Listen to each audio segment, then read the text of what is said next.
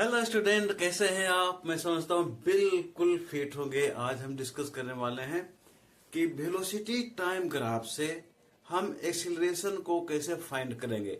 इसके पहले हमने डिस्कस किया था कि वेलोसिटी टाइम ग्राफ से हम डिस्प्लेसमेंट और डिस्टेंस को कैसे फाइंड करेंगे। तो चलिए फटाफट हम लोग देखते हैं, तुरंत देखते हैं प्रेजेंट में कि वेलोसिटी टाइम ग्राफ से हम एक्सीलरेशन कैसे कैलकुलेट करेंगे। तो सबसे पहले आपको यहां जानना जरूरी है कि एक्सीलरेशन होता क्या है, वो है क्या।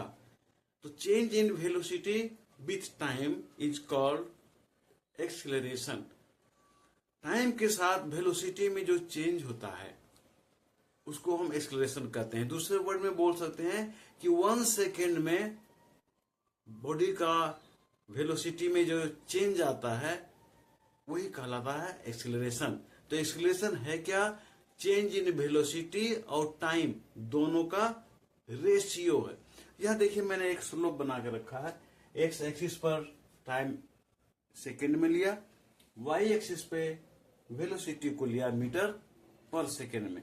कोई बॉडी है जो यूनिफॉर्म वेलोसिटी के साथ आगे की ओर किसी पार्टिकुलर डायरेक्शन में मूव कर रहा है और उसका जो वेलोसिटी है वो पॉजिटिव है। पॉजिटिव का मतलब हुआ कि टाइम के साथ उसका वेलोसिटी इंक्रीज कर रहा है। तो देखिए यहां पर रेस्ट से कोई बॉडी चलना शुरू किया, 1 सेकेंड में उसका वेलोसिटी हुआ 10 मीटर पर सेकेंड, 2 सेकेंड में उसका वेलोसिटी हुआ 20, 3 सेकेंड में उसका वेलोसिटी हुआ 30, 4 सेकेंड में हो गया 40। इसी तरह से वो आगे की ओर बढ़ता जा रहा है। तो हम यहाँ एक कैलकुलेशन करेंगे कि इस बॉडी का एक्सीलरेशन क्या होगा। तो चूंकि एक्सीलरेशन अभी मैंने बताया आपको कि एक्सीलरेशन जो होता है वो चेंज इन वेलोसिटी और टाइम का रेशियो होता है।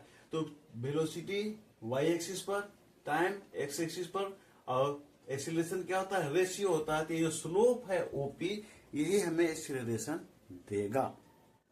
ठीक है, तो यहां हम क्या देख रहे हैं कि जब बॉडी रेस्ट पोजीशन से चलना शुरू किया तो इनिशियल वेलोसिटी क्या होगा? 0। मान लेते हैं कि हम एक्सीलरेशन फाइंड करना चाह रहे हैं 4 सेकेंड में। तो 4 सेकेंड में फाइनल वेलोसिटी क्या हो जाएगा? यहां से आगे बढ़िए 4 सेकेंड से आगे, और यहां से इधर कितना है? 40 है। तो फाइनल वेलोसिटी हो गया 40 4 सेकेंड के लिए। 3 सेकेंड के लिए फाइनल वेलोसिटी हो जाएगा 30, 2 सेकेंड के लिए फाइनल वेलोसिटी हो जाएगा 20, और 1 सेकेंड के लिए फाइनल वेलोसिटी हो जाएगा 10। तो हम किसी भी टाइम को लेकर के एक्सीलरेशन को फाइंड कर सकते हैं। तो आइए हम 4 सेकेंड में इस बॉडी का एक्सीलरेशन फाइंड करते हैं। देखिए यहां हमने कैलकुलेशन किया है। ओपी स्लोप है, ये जो ओपी स्लोप है वही हमें एक्सीलरेशन देगा। तो एक्सीलरेशन को शॉर्ट में हम ए से लिखते हैं। ठीक है, तो स्लोप जो हुआ वो क्या हो जाएगा? Change in velocity divide by change in time. अब हम 4 सेकेंड पे एक्सीलरेशन फाइंड कर रहे हैं, यानी 4 सेकेंड में बॉडी का एक्सीलरेशन क्या था। तो 4 सेकेंड में वेलोसिटी क्या था बॉडी का? 40 मीटर पर सेकेंड। ये हो गया फाइनल वेलोसिटी। Initial velocity 0। तो स्लोप ओपी इक्वल टू मैंने लिखा change in velocity divide by change in time. Slope OP को एक्सीलरेशन लिखेंगे क्योंकि यही एक्सीलरेशन देता है। तो क्या होगा? Change in velocity 40 minus 0 metre पर second divide by 4 minus 0 second. आया कितना? 40 मीटर पर सेकेंड डिवाइड बाय 4 सेकेंड। इसको सोल्व करेंगे तो आएगा कितना? 10 मीटर पर सेकेंड बाय 1 सेकेंड। ठीक है, तो इसको हम क्या लिख सकते हैं? 10 metre divide by 1 second multiply second. ये मीटर पर सेकेंड है, उसको हम सेकेंड में नीचे लिखेंगे। तो आ गया कितना? 10 मीटर डिवाइड बाय सेकेंड पे स्क्वायर। 1 को लिखना जरूरी नहीं है। तो आ गया फाइनल कितना? 10 मीटर पर सेकेंड स्क्वायर। तो इससे हमें क्या मिला कि एक्सीलरेशन का जो यूनिट होता है वो मीटर पर सेकेंड स्क्वायर होता है, जो हमें यहाँ दिख रहा है। तो इस तरह से हमने क्या देखा कि वेलोसिटी टाइम ग्राफ से हम बॉडी का एक्सीलरेशन फाइंड करना चाहे तो हमको कितना मिला?